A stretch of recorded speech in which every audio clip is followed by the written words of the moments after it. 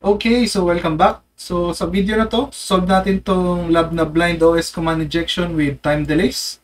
So sabi, this lab contains a blind OS command injection vulnerability in the feedback function.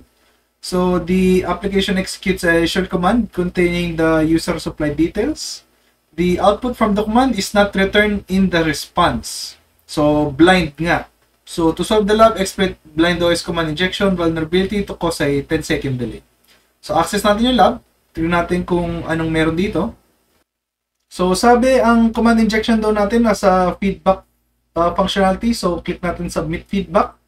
And meron dito name, email, subject, message. So, try natin. Jlearn, jlearn@jlearn.com, subject jlearn, message jlearn, submit feedback. And hanapin natin kung ano itsura ng request na to sa burp. So, ayan siya. Post feedback submit. Send natin sa repeater para ma-investigate natin more. And let's see, no? So, try natin mag-inject dito sa jlearn na name. Try natin, let's say, who am I? Wala nangyayari.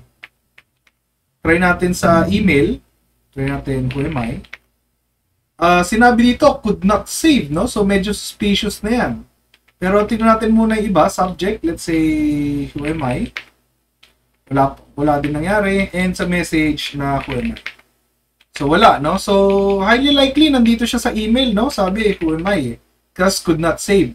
Since walang sleep sa OS command, we can try ping, no? So, let's say ping, let's say -c 10 to the localhost.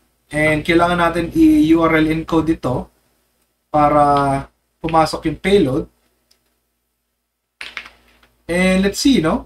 And mukhang yan, hindi tayo nakakuha ng response kagad. So, I'm thinking gumana yung ating payload. So, ang ginagawa nito is, nagpiping siya 10 times sa 127001 which causes the 10-second delay. So, tingnan natin yung lab and na-solve na natin, no? So, in this case, tinignan lang natin kung ano yung mga yung mga potentially vulnerable na parameters. Inisa-isa natin.